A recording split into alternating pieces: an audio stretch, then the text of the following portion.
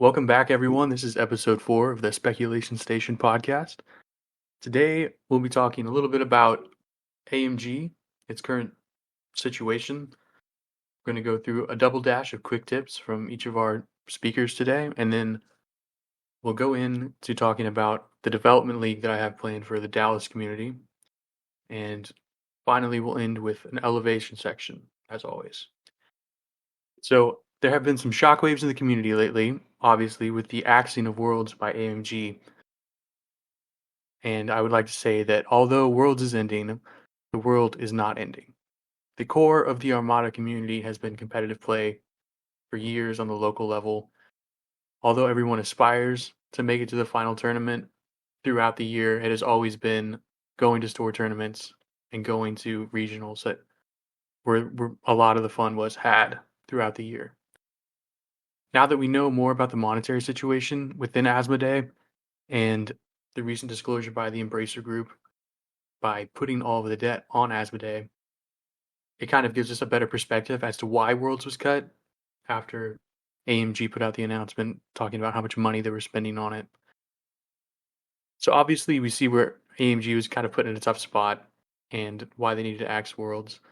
And I think this gives us an opportunity as a community to still elevate the community competitively and host a Worlds, whether that be similar to what LVO is for the Legion players, where they're having an unsanctioned invitational event, which is effectively Worlds for them. I think that as a community, we shouldn't hang our heads low and mope about the situation, but we should take advantage of this opportunity and seize the time that we have to organize and put something great together for us as a community. So I don't know what that will look like. I don't know the players that would need to be involved. Likely it would involve Ion Radio because they've been such a major player in Worlds in the past, and they have some key insight on how it should be held or how it should be put on. But this gives us an opportunity to kind of mold Worlds a little bit, either to what we think it should be as a community, where we can improve it, or allow it to continue at Adepticon, where it would essentially be an open invitation Worlds. So, what are your guys' thoughts on that? Do you think that we should host a Worlds? Do you think it would be appropriate to have it at Adepticon, or do you think that we should do an invitational outside of the GTs? So, the one thing that concerns me about this system that you've proposed is I don't know, well, nobody knows how many grand tournaments there's going to be. And if that is what we use as the entry level to this Worlds event, there might be like 30 people in Worlds. And I think that while having the invites for official store tournaments helped the 2024 Worlds to be our biggest one yet, getting those players interested at the store level, and then some of them like me, I wouldn't have gone to Worlds if I didn't win my invite at a store tournament. But I think that if we set the entry bar at winning what AMG has described as the highest level of competitive play, then we're just going to end up with the same people. And I think that's cool. It's going to be great to watch more exciting competitive games of Armada. However, I think that what really is going to let the community grow even more than it has is getting newer players, getting people who might have just a little bit less experience to go and to support the game and play in what we're deciding is the highest level of competitive play. Yeah, I can see what you're saying. I would say that we would not only allow GTs to be awarded an entry into this invitational. I would like to see like store championships similar to last year be invited as well. I think the numbers that we had last year were great, in my opinion. I think that we can improve on that, and I don't think that we should necessarily be restricted to a venue size or something like that, keeping us from having more players. I do think that Day 1 Worlds and Day 2 Worlds is a very different atmosphere competitively. I think Day 1 Worlds, in my own opinion, it should be maybe an open event. That's why I'm not too scared about the GT starting place for Worlds. If it were outside of that, I would be comfortable with store champs going or GT champs in the top 4 going, maybe even top 8. And then what I will propose later is that we'll have a developmental league, and then if you have enough players to do a developmental league, then I think that the winner of that developmental league, because it's going to be including competitive players and non-competitive players, I think that person should get an opportunity to go to Worlds as well, based on their experience winning at a tour champ level, essentially. Drew, do you have any thoughts? Yes. So the short answer is I'm not sure. And the long answer is I'm not sure. I think a lot of this is maybe reactive, and I love where the intent is, right? Worlds is something that anyone who's been loves. I had a fantastic time at my first Worlds last month. But I don't know what the right answer is moving forward. There's a cliche saying that I like to use that says if you're too busy rereading old chapters, you can't write new ones. So maybe the GT circuit will be more than we expect. I think a lot of people are focusing on the negative of not having worlds and trying to fill that void, but maybe that void will get filled organically somehow. I don't know. Maybe the community as a whole will just decide, you know, one of the GTs that we host is going to be like the grand GT, whatever it might be, where people travel to that, people internationally travel to that, and that's just kind of the de facto worlds. I don't disagree with anybody trying to, like I said, fill that void of worlds no longer being there and trying to come up with something to have a worlds.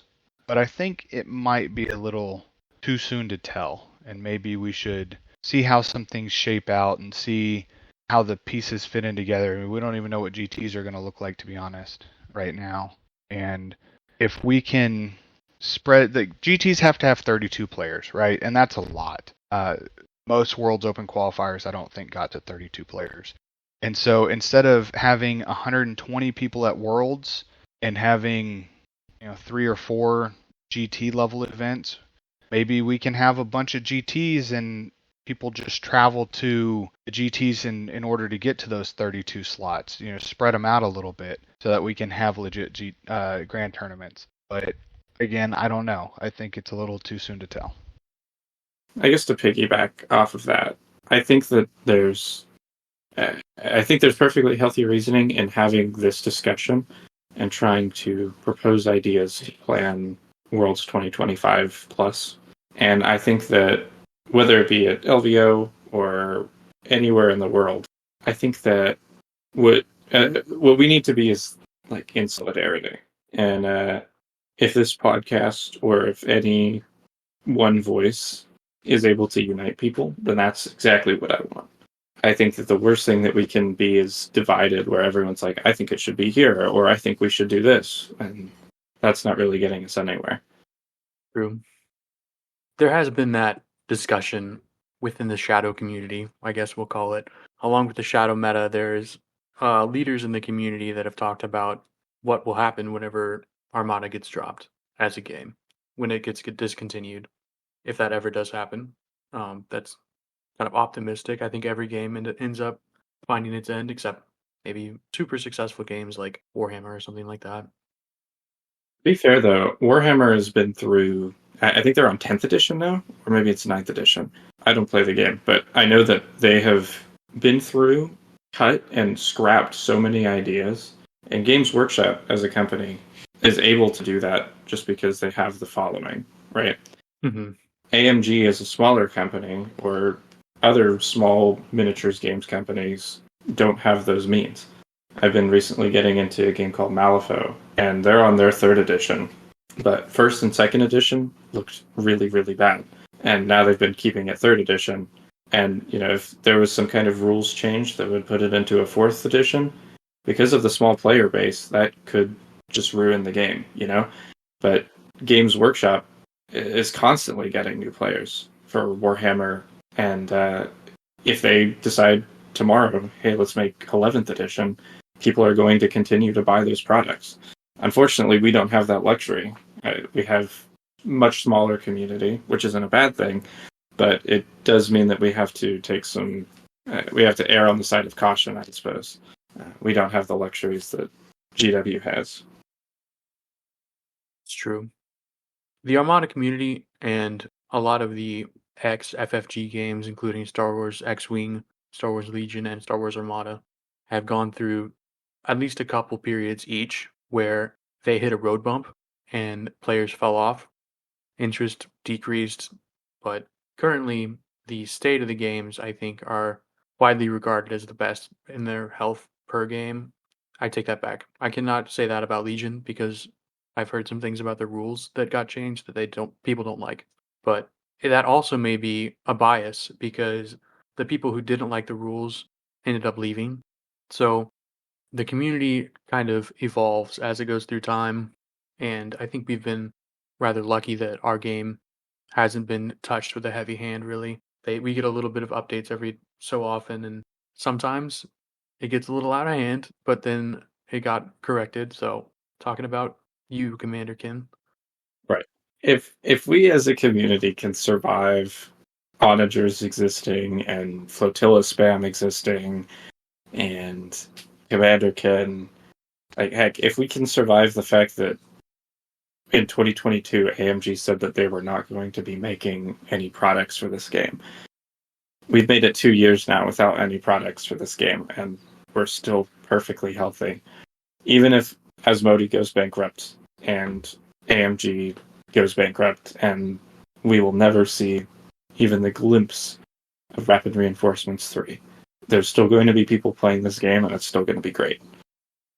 Just from a business perspective, I think that AMG is actually positioned not in a terrible place. It's a bad situation, obviously, to be saddled with so much debt, but they are still profitable.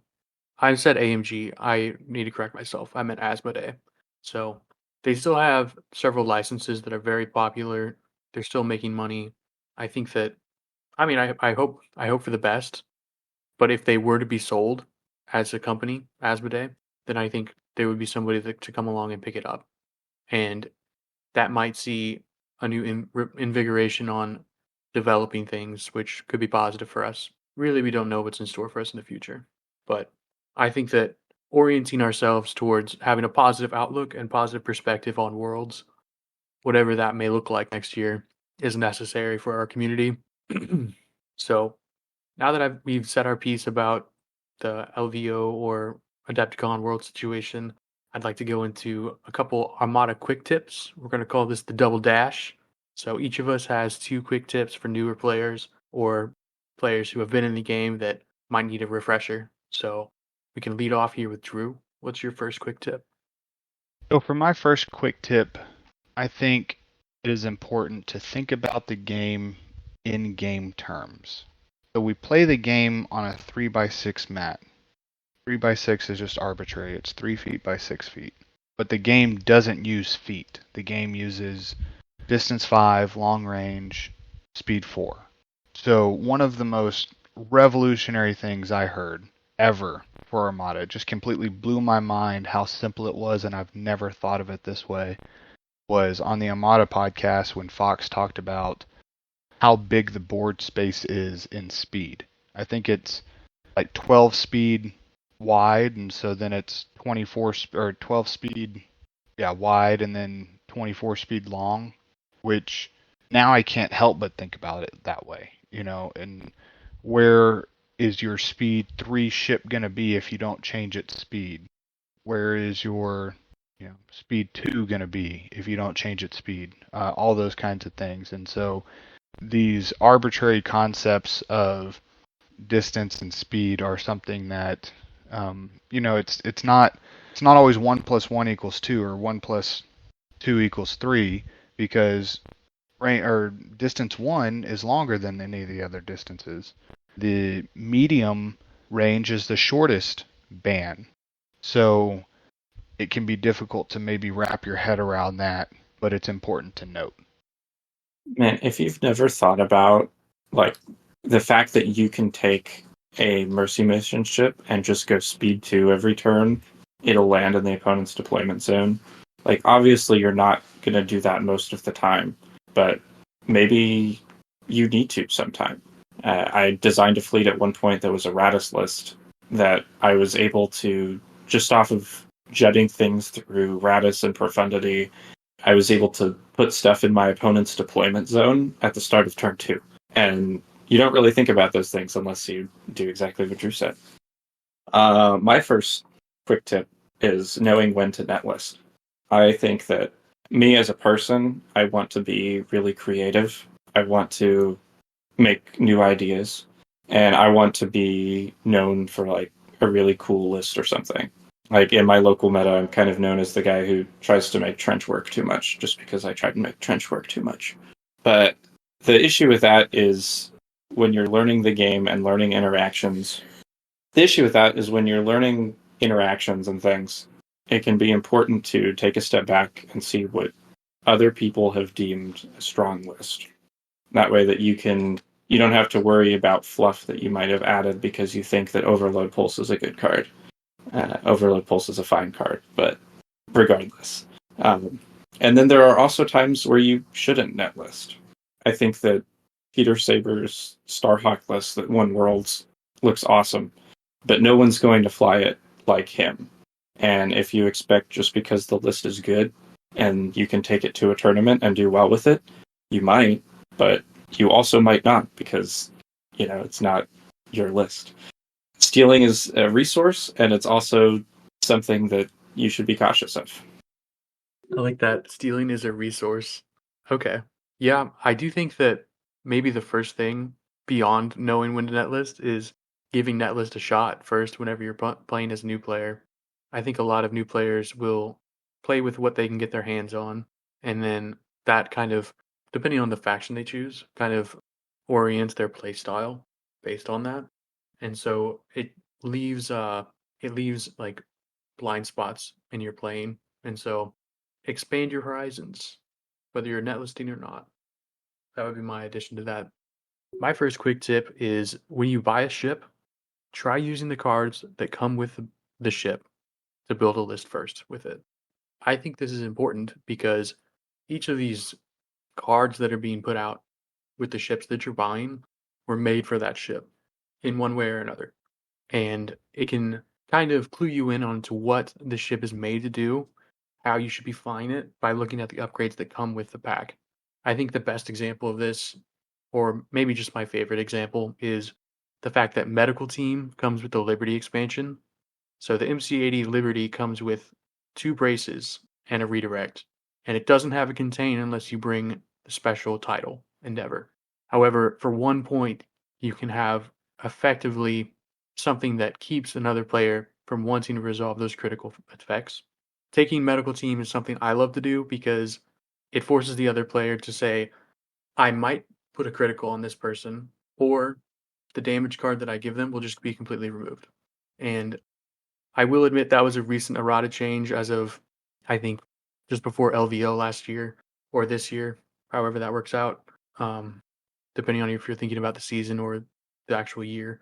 But I want to say thank you to Dennis and the judge team over at AMG for correcting the, I don't know what to call it, the rules behind this card, because ever since I got this card, it did not do what I thought it did. So I contacted the forum, got a clarification on the ruling, and now it does what I believe it reads as. So when you take a damage, if it's a critical and you get a face-up card and it's a crew effect, you can discard it after viewing the card. Previously, it was different than that, but it's really powerful because it makes your opponent decide, do I want to make this a basic damage, or do I want this to be a crit and a chance that it gets reduced and taken away? For Liberties, and specifically also for CR90s, that means a lot because the Liberties can take the MC Exodus fleet titles, so they can boost their shields back up or recover damage. And for the CR90s, it means a lot because they can take reinforced blast doors. So if you force your opponent to take away the crits, then you can take them as damage and then hopefully remove them with reinforced blast doors. I'm going into way too much detail here, but if they allow the crit to go through, then there is about a 1 in 3, maybe less than a 1 in 3 chance by a little bit, that you simply get to remove the card. And so there's a lot of damage reduction potential going into that card on a CR90 or an MC80 Liberty. So buy the cards that come with the ship, see how they work, see if you like it or not. And then after that, I think it's a good idea to go for the meta list or whatever people are flying with that ship. But start off by flying the card that comes with it. Yeah, I think that's a great point, and I think that is an expansion on kind of what I said of thinking of the game in game terms. It's another very simple thing that people don't consider. So I 100% agree with look at why different cards came with different ships and how they go together. So for my next quick tip would be to evaluate the round as a whole. And what I mean by that is look to see what's going to happen next. If you don't have any more shots coming at your ship that round, you can go ahead and spend your whole defensive token suite. But if this is the first shot and several more are coming, you need to be cognizant of that and realize, oh, I might need to save some of these defense tokens. It happened to me just yesterday where I barely eked out a 6-5 win when I could have had a 9-2 because I could have gotten a table, but on the last round I chose to shoot at a ship that didn't matter at all, that I wasn't going to kill, instead of a ship that I actually had a legitimate chance of killing, and it limped away on 1 health, and it was a huge mistake because I wasn't thinking of the totality of the round, the totality of the game, and the board state. I think that even after the round is finished, evaluating it post hence, I guess. That way you can decide, say you finish up turn 3, engagement has just started, and you've only gotten 1 damage on their Star Destroyer, and you know for a fact that they're just going to repair it. Maybe that Star Destroyer is a last cause, and you need to fly away. I don't know. Probably not on round 3. But regardless, if you think about the round afterward, then it could help you plan for the future rounds. And speaking of planning, deployment is probably the hardest part about this game, aside from maybe like the minute squadron movements. But minute squadron movements don't usually cause games to be won or lost, and deployment can. And so my tip would be to deploy with purpose. You have to think about what your next turns are going to look like, maybe even up to turn 2 or 3 when you're deploying. Even if that means you're going to nav turn 1 and go up to speed 3, think about kind of where your ship is going to be. Like Drew said, thinking about the length of the board in game terms and kind of vision where your MC80 is going to be. And if you can come up with a consistent deployment strategy where, unless your opponent does something really, really wild, you're deploying the fleet mostly the same way every time, it's going to let you start off the game more comfortable. Like I said, unless your opponent does something super wild, you probably shouldn't really be reacting to them too much. If they, you can deploy in a way that favors the matchup or favors the fleet you're flying. But whatever they're doing in deployment is an opportunity for them to mess up if they're not comfortable like you are. So practice deployment, deploy with purpose. Think about where you're going to be in front of your deployment. Yeah, to add on to that, I would say I have seen a lot of newer players lose the game on deployment. They will deploy their ships either too far apart or too close together.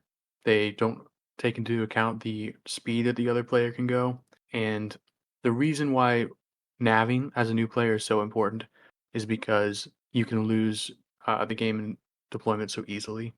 So if you're flying a big ship, understand where your firing arcs are going to be, where your enemy's likely going to be, and are they going to try and run from you? I think that's a really good tip.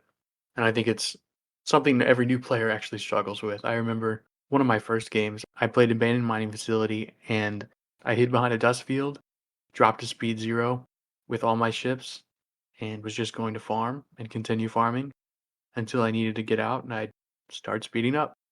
This was in the era of 2-ship, with Thrawn, ISD, and Price and Squall. I did not realize the capability Squall had of reaching me with Speed 5 defenders and bombers, and being second player in that situation.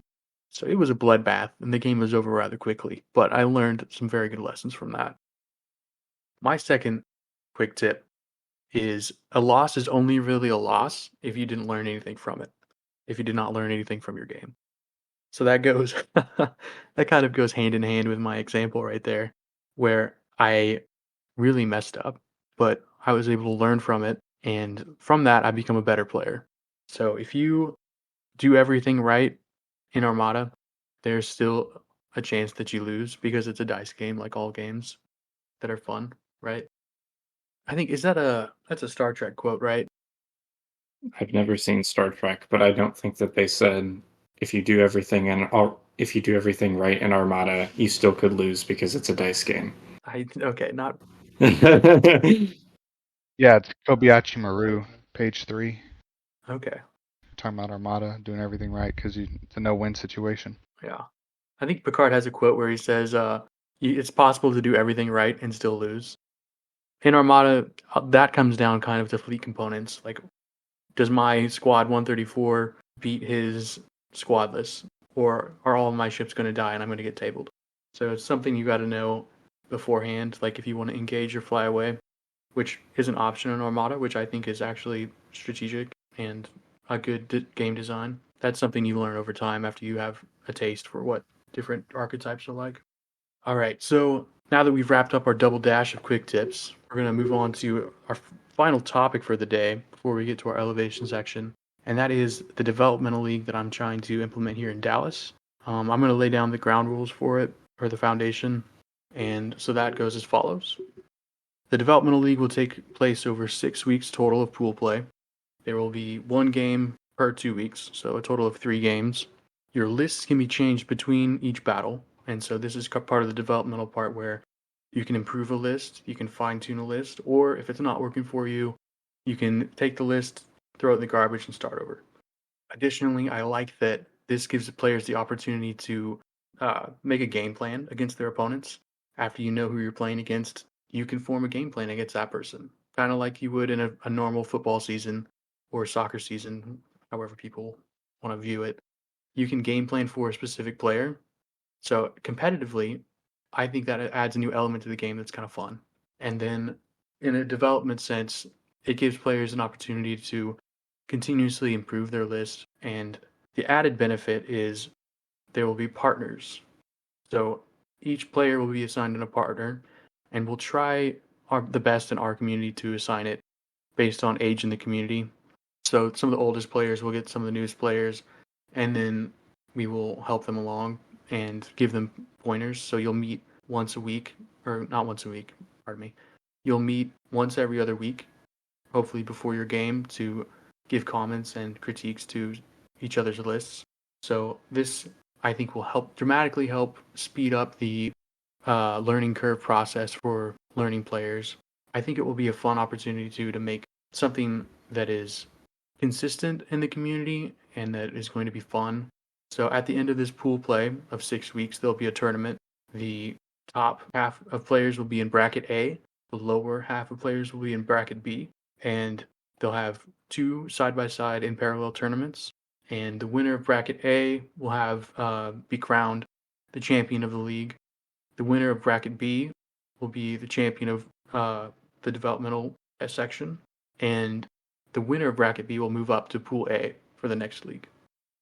For the next league, then players from pool A and bracket A will be paired with a player from pool B or bracket B.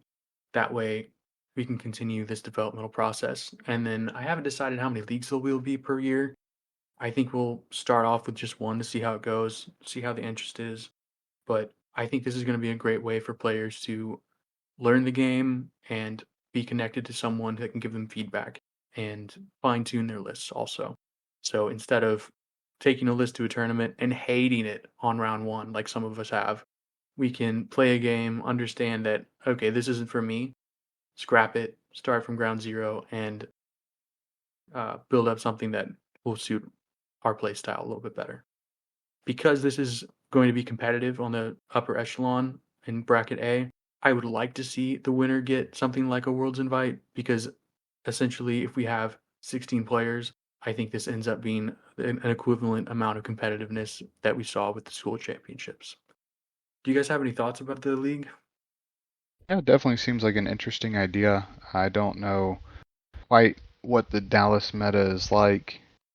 How many people y'all have there. I went to I went to LSO and then I went to one store championship there last season. We had 16, but seems like a cool idea, kind of almost a mini Texas series like tournament where, you have the league that develops throughout the year, but then you also have the different pools. I guess kind of like soccer in the UK. You get promoted or regulated or relegated based on your performance.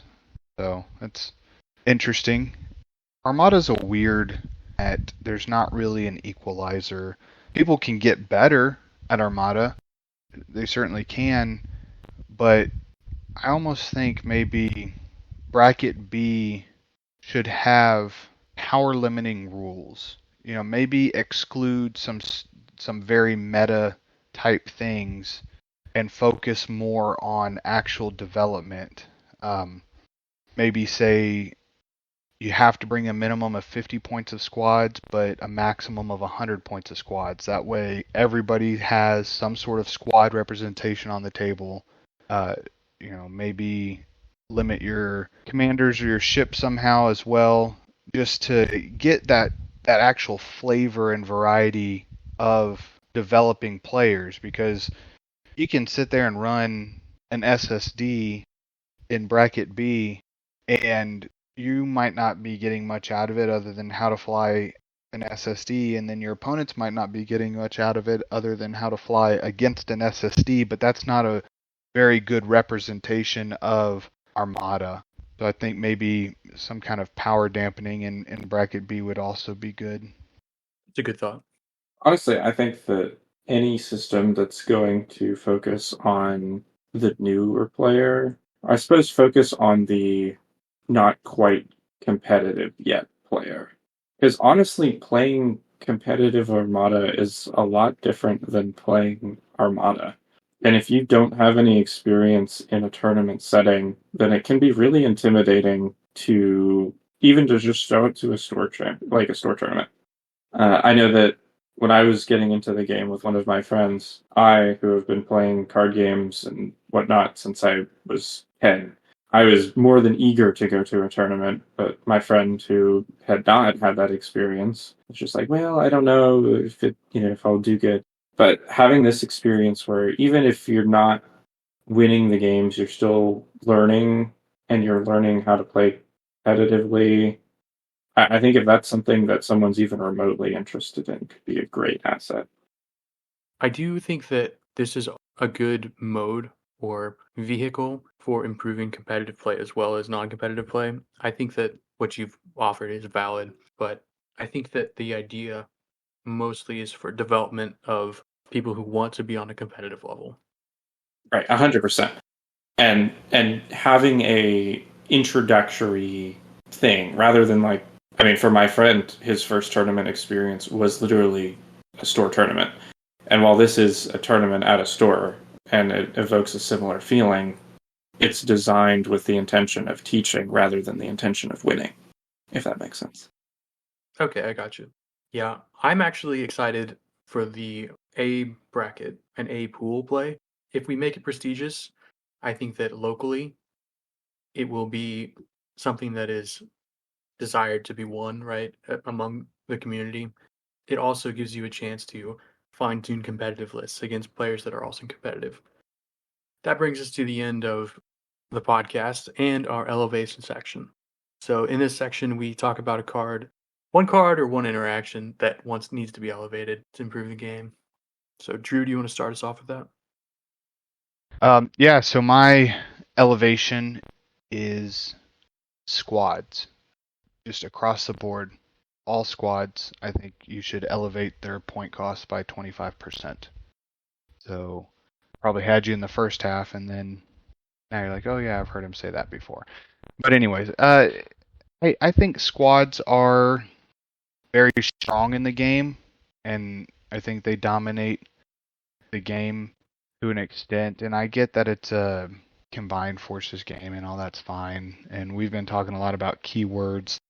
I think ships should have a native anti-squadron ability, whether it's something like PDICs or like counter. Maybe some ships can have counter, and maybe some ships can have native PDICs against non-bombers, something along those lines. And then you could have squadrons that have a keyword that ignore a ship's counter or ignore a ship's non-bomber native PDIC or whatever the case may be. But I think making counter as an upgrade, I don't even know what it is. I forget the upgrade is kind of lame because it's useless against non-squadrons.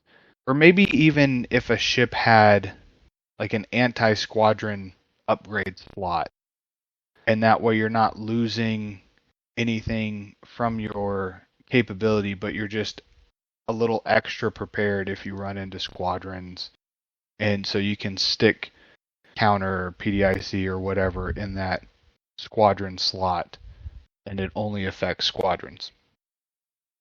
I do like that idea, actually.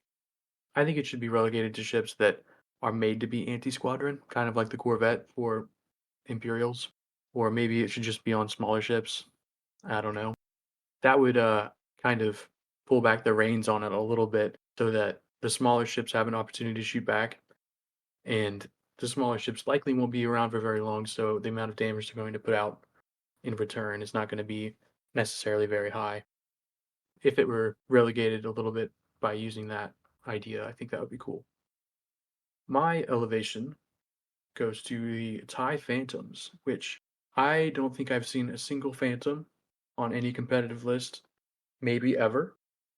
I think one way to fix that would be to change their anti-squad complement from 4 blue dice to 2 blue dice and 2 black dice, or even 3 blue dice and 1 black dice.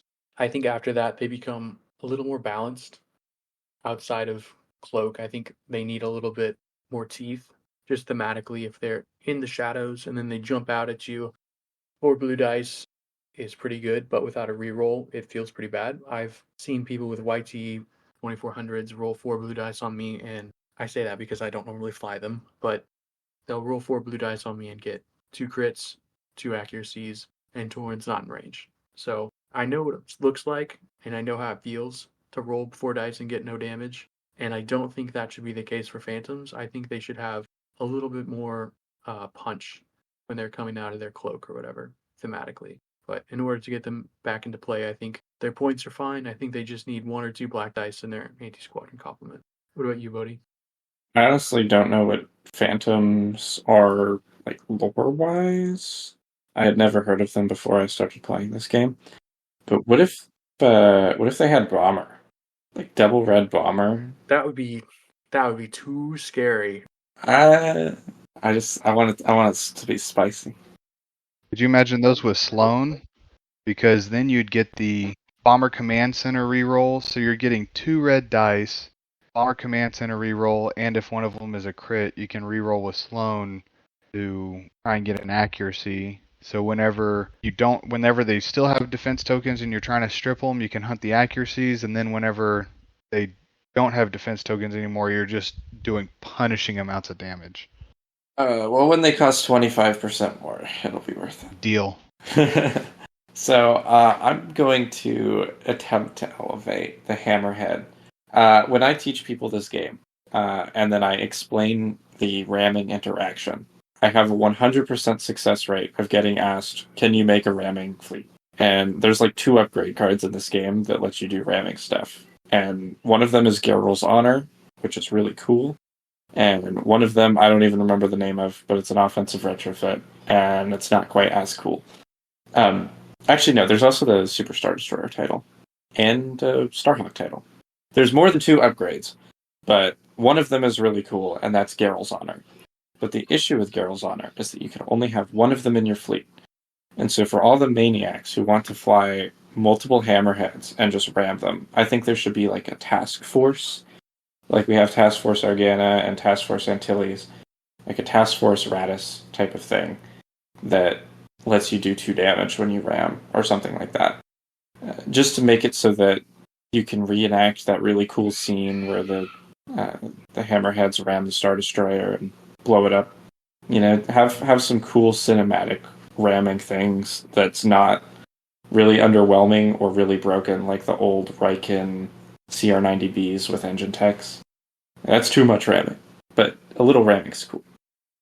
Yeah, I wasn't sure if you were aware of the past ramming meta. Oh yeah, no, I'm fully aware, and I would not want that to happen again. Engine techs should stay how it is. But I think that, you know, for a ship like a Hammerhead, that it's probably going to get blown up before it gets in anyway. Like if you have the skill and ability to make it work, I think that, you know, you should have the means to do that. You know how many hammerheads you can get in a single list if you just go hammerheads? Is it 9? I don't know. I'm gonna look it up right now. Drew, do you want to say something? It'd probably be 10, right? Because hammerheads are 36 points, so 10 is 360, and then you have to throw a commander in there. Cheapest is 20, so 380. Okay, yeah. So 10 Riken Hammerheads with this magical upgrade. Even if Gorell's Honor wasn't unique, like if Gorell's Honor was a task force card, oh, you do that with Dodana instead of Riken? Dodana? Oh yeah. Oh man, that's nasty. But yeah, what I was gonna say is, I mean, you nailed it. The Amity for the Starhawk and the Eclipse for the Super Star Destroyer are both if you are overlapped, not if you ram somebody. So, and then Hardened Bulkheads is the offensive retrofit where if you are rammed or if you ram somebody and they're smaller than you, you don't take a damage. I agree that I think maybe the ramming in this game needs to be fixed a little bit. Maybe if you ram a ship, you take damage equal to the command value of that ship. Maybe not just damage cards, but just straight damage. And then flotillas don't cause damage when like they do now. They'll just take damage because there's no reason why a CR90 rams a Starhawk and they both take the same amount of damage. I really like that idea actually. It makes navigating and purposefully planning your nav charts around an opponent super important. Mhm. But that also feels bad for people who have bad nav charts. Like if you're an acclimator, then you're just going to suck up a bunch of damage from rams, and you don't really have a choice. I mean, Acclimators are command 3, so they'll be dealing out the damage too. Right, hear me out. Admiral Holdo as a commander, Oh no. and I want you to end the pod right there. I think there is some negative views on the sequel trilogy, right, from people just broadly. I think that's pretty true. But I don't think necessarily seeing those things in a game would be bad. Yeah, X-Wing has sequel stuff, and I played a First Order, like, in the one game of X-Wing I've ever played, I played First Order, and it was pretty cool. Like, I don't know, it was neat. I'm looking at this list here with 10 hammerheads and Riken, and I've never been scared of hammerheads that much, but this is if you're willing to spend the what is it? It's like $40 per expansion. So that's $200 to get this many hammerheads. Yeah. I mean, if you lose one of these hammerheads, you can put Task Force or Antilles on all of them. Oh man. I don't think I should spend any more time on this. You're going to develop some severe brain conditions if you stare at hammerheads too long. All right. Well, with that, I'd like to thank you all for listening. This has been the Speculation Station. You can find us on YouTube, on Spotify. I'm working on putting it on other platforms right now, but as long as you're listening to us where you're at right now, give us a follow, give us a like, leave a comment. Let me know what you think about the Development League. I'd like to really get this going and get it off the ground. And if there's a place to do it, it can start in Texas, if any place. I'm Captain Ketter. Thanks for listening, and see you next time.